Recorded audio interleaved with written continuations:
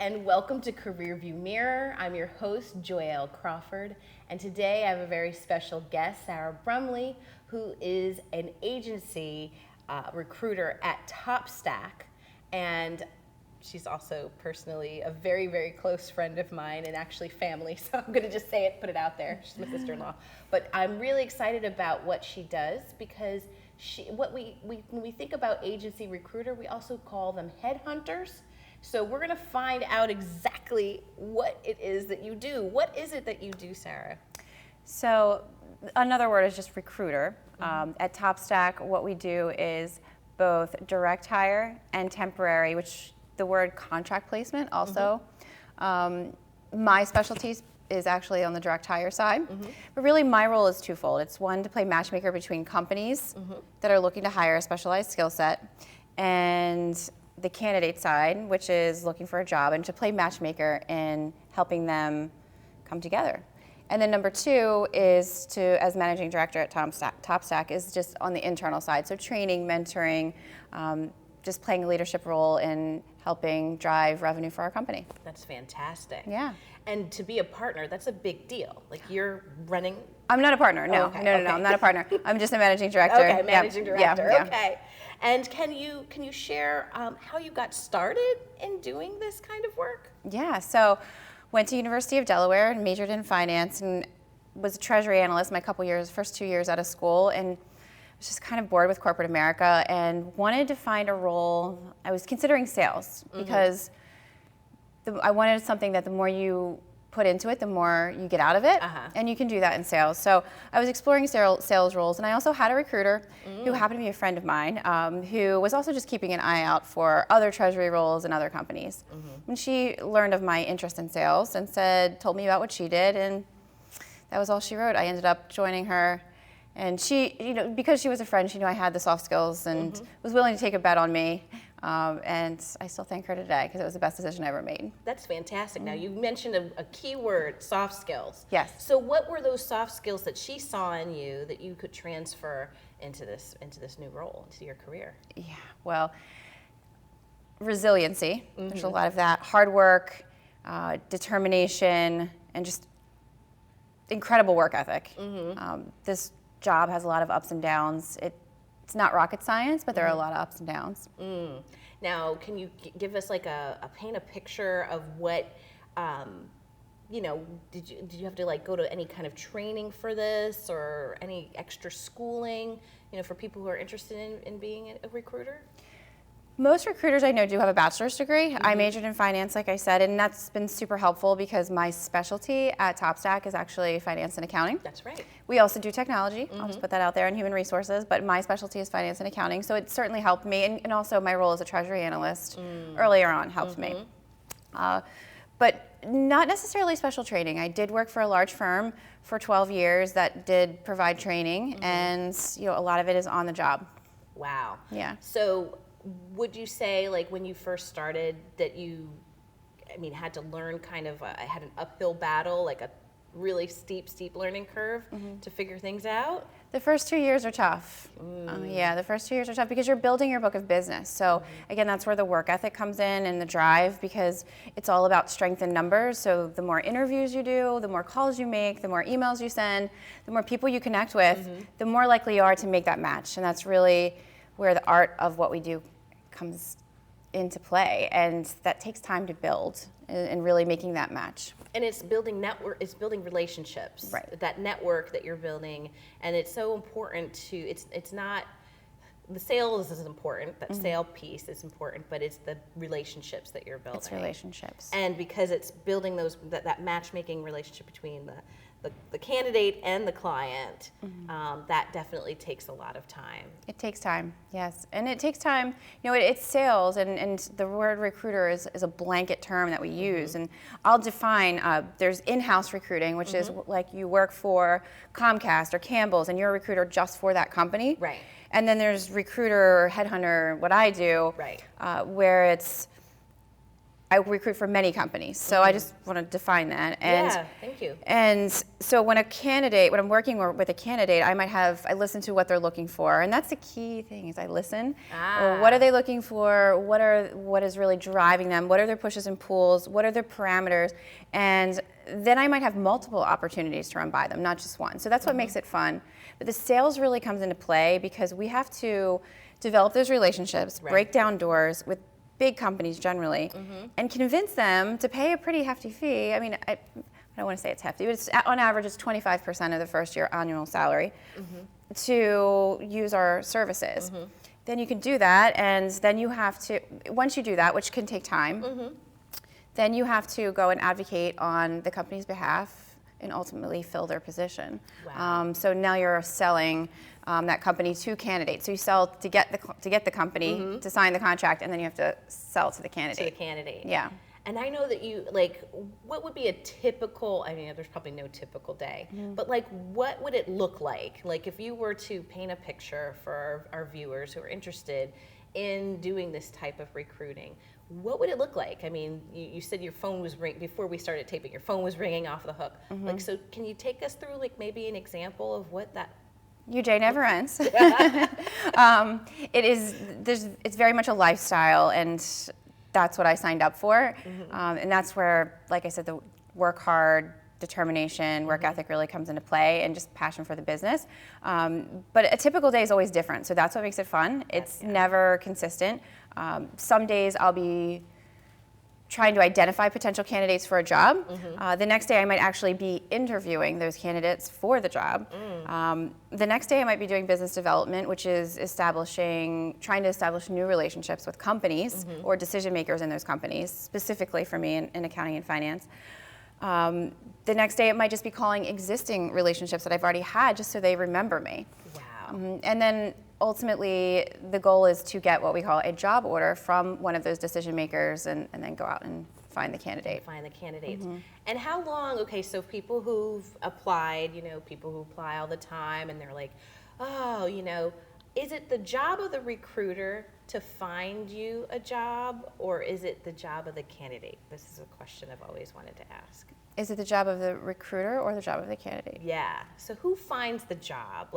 So you find the client, and the candidate. You find this candidate. Is it your responsibility to nail, get the job and nail it for this client, this candidate who's looking for the job? So you mean, we already have the position? We already are active in the search? And lock it down, I am your candidate and it's your responsibility for you to get me my job? No, no. We will, by all means, as a recruiter, we want you to get the job. Yes. We don't get paid unless you get the job. Right. So we will handhold you through the process. The art of and the intuition and the really listening well is that matchmaking. So we get the job order. Hopefully we already have identified that candidate and have them in our database, or it's somebody I've interviewed and I know that they're actively looking or looking for that perfect job, and maybe that's that. So calling them and making that match and telling them about the opportunity. So we will do that. Yep. And then if they're interested, hopefully they will be, we will prep them as much as we can possibly prep them on the company, and more or less hold their hand through the process, but it's their job to do it once you're there. Yes, thank you. I wanted to dispel that myth, because a lot of clients will call and they're like, this recruiter didn't do anything for me, and I'm like, I don't think that's the case. So it's to prepare them as best as they can, set them up for success, and then they need to sink the ball. They need to definitely nail the job. Exactly, and there is a certain level of chemistry. So that's that one thing you can't put your finger on, can't figure out why the candidate didn't get the job, and chemistry exists, but it is a lot of skill and prepping for the interview. Yes.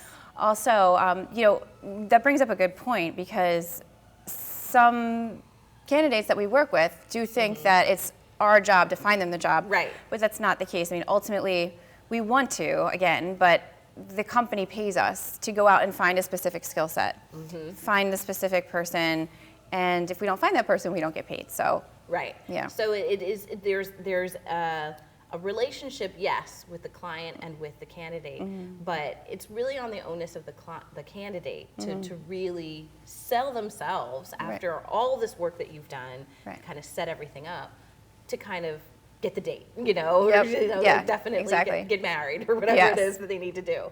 So thank you for clarifying that, because I think that's a misunderstanding about what a recruiter's role really is. Yeah. And your day sounds extremely busy.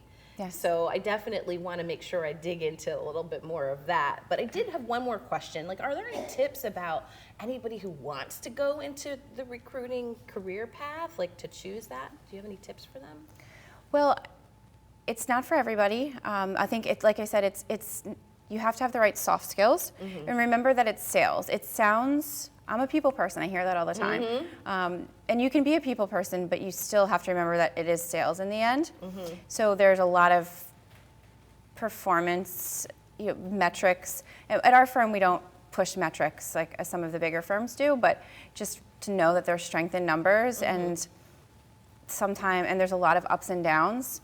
As an example, I'll give you an example. If a candidate, you might land the contract with a company, so it takes a lot of work to do that. Now you have to go find the candidate, and in this economic environment, they're very hard to find. So then you find the candidate, take them all the way through the process, hold their hand through it, and then they can turn it down. They can turn it down, they can take a counteroffer. They could fail a background check. Wow. Their significant other can say, talk them out of the job, even though they wanted it. Wow. There's so many things that come into it, and that's where the resiliency comes into play.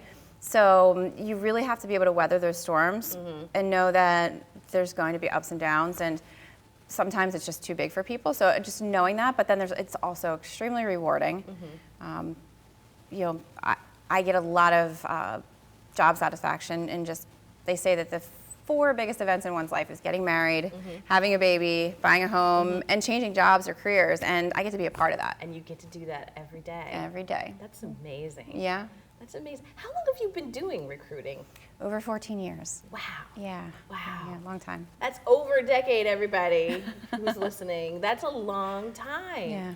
And it's hard, I think with roles like recruiting, like staffing and talent management, it's hard to break into it. So it's important to set that realistic picture. Realistic. That's the thing. Yeah. So speaking of realistic, we're going to take a break, and I wanted to dive down a little bit deeper to know what makes Sarah tick and how you're managing this work life and your life outside of work. Okay. All right. Great. So we'll see you in a minute after our break.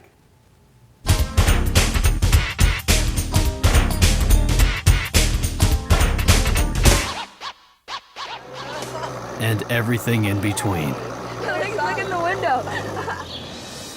Now that's New Jersey. Burlington County College. Is now Rowan College of Burlington County. Still the same great faculty. At a community college ranked top 50 in the nation. Basically, we earn more and pay less. RCBC students are accepted at Rowan University after graduation. And get a bachelor's degree for around $30,000. Online and Mount Laurel students get a 15% Rowan University tuition discount. And have many scholarship opportunities. So you earn more and pay even less. Rowan College of Burlington County. Your path to success. They are the greatest fighting force the world has ever seen.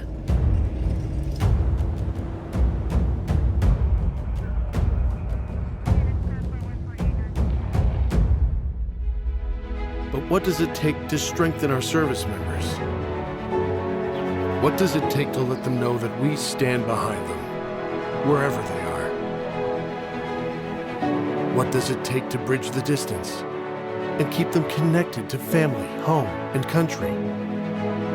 And what does it take to prepare them for their future when their service to the nation is complete?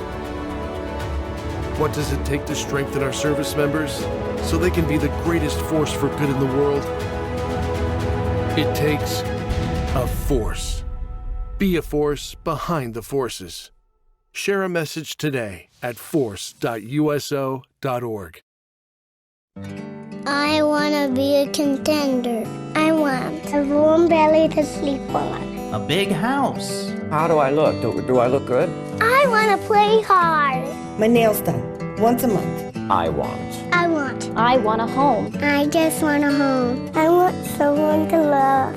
Last year, more than 30,000 companion animals came to us without homes. 20,000 of them were felines. Let's make some homes together. Add us on social media to watch bloopers, behind-the-scenes footage, previews, and more.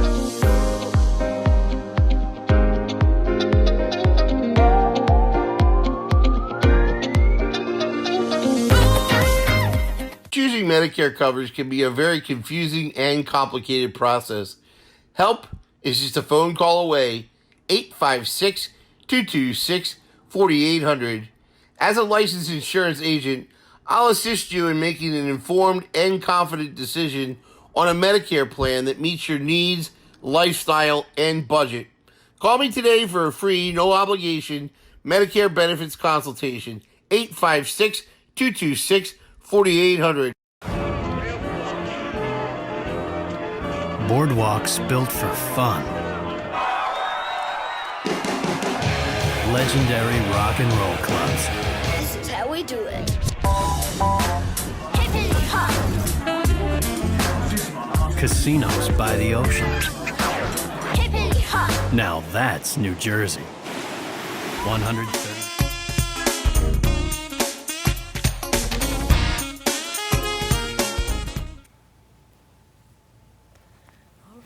And welcome back, everybody. We're back on Career View Mirror with my guest, Sarah Brumbley, and she is an agency recruiter from Top Stack. And before we went on break, we were talking about the ins and outs of being a recruiter and how does that work and what does a typical day look like. But I want to know a little bit more about you and how you manage all of this. I mean, your day is never ending. So I would like to know, what gets you out of bed in the morning? Like we kind of touched on it right before break, but you know, what is that thing that gets you out of bed? Well, like I said, I get a lot of job satisfaction out of helping people and changing their careers and moving forward in their careers. On the flip side, on the company side, I ask decision makers, hiring managers, what is holding them back, or what is the biggest challenge that they face in moving their company or their department forward. And oftentimes it's just having the right people in the right place. So I get to be a part of that and helping them find that. So really that gets me up in the morning. Oh, that's fantastic. Yeah. Yep. It really is. I mean, there's such a big impact. You're driving business results not only for your company, but for businesses and also individually for those candidates, you know, and helping them see their careers come true. Yeah. So that's terrific. And you do some coaching too, because I know that you do interview prep and everything else. Yep. So Yes, we you're do. really impacting a lot of people's lives. Yeah. That's great. Yeah. And what's one myth about being an agency recruiter that you wish you could like dispel? Well, you know, I think there's the used car salesman. Some recruiters get that used car salesman reputation, and they're certainly out there, but there's also some good ones. I'd like to consider that myself. Yes. But you know, just there are a lot of those out there. Because it really doesn't take that much to get into it, because it's just somebody just has to convince that they have the soft skills, and you can get into it. But there are some bad ones out there. So finding a good recruiter, we're not all like that. Right. And then also, again, what you mentioned, you know, he or she didn't find a job for me. Right. But technically, our role is to help companies find the right people. Right. Because they're ultimately the ones that pay us to do that. Right. Right. I mean, it's kind of like a nice byproduct. If everything works out the way it is, then all the stars have to align. Everything has to align, and Right. then that's fantastic. Yes. So yeah, thank you for that. And because I know that there's, you know, I know that a lot of my clients are just like, they're supposed to find me a job, or why aren't they calling me back? And it's not. That's not part of the role. It's, you know, you get them set up for success, and you may have some feedback. That's not always the case. You know, sometimes the client doesn't always give it to us. Yeah. Sometimes it's just that the other candidate they might have interviewed might be better. Yeah, that's all. and that's just it. It could be that it's not that they're not right for the job. It could be that the job might not have been a fit, and they can find more things out there. So yeah, thank you for helping me bust that myth. What do you do? I mean, because I know that you work very hard and that your day is endless. What do you do to take breaks? And how do you fill your energetic cup? Yeah. So I'm just not mentally sharp unless I do some kind of fitness every day. And I don't know if it's necessarily a break, but if I don't, it's generally in the morning. I do some kind of fitness. So that keeps me going. And then for breaks, I generally, because this is a lifestyle job, you do kind of have to be on a lot. I make it a point to go off the grid once a year. Yeah. Sometimes twice. So off the grid to some faraway land. So what are some examples of where you've gone off the grid? Oh, wow. Southeast Asia, I love. Thailand, Sri Lanka, Indonesia. Last year we did Tanzania. We're doing Vietnam later this year. And didn't you climb Kilimanjaro? Yes. It's insane. These are big things. These are big breaks. No one's going to find me on Kilimanjaro. No one can find you. And if they do, kudos to them for sending a Sherpa up there and finding you.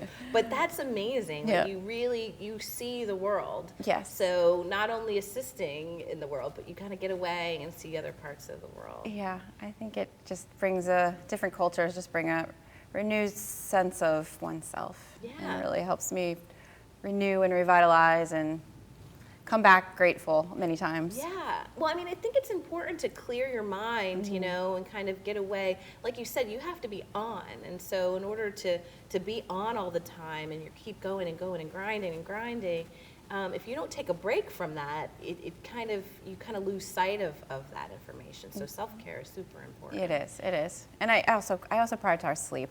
Yes. Yes, I have to get enough sleep. Super important. About how many hours do you get a day or night? It depends on which office I'm in, but I'd say 7, but on average, for the week 8. You've got it. Yeah, I've got That's it. amazing. Yeah. Any types of rituals that you choose to use to kind of calm down? Do you take some people take their devices out of the room. Do you do any of that? So actually, besides fitness, I did take on transcendental meditation this year. Ooh. Yes. Which I've tried other types. Transcendental meditation, TM as it's called, seems to be working for me. I'm supposed to do it twice a day for 20 minutes, which is not happening. But I am striving to do it at least once a day in the morning for 20 minutes.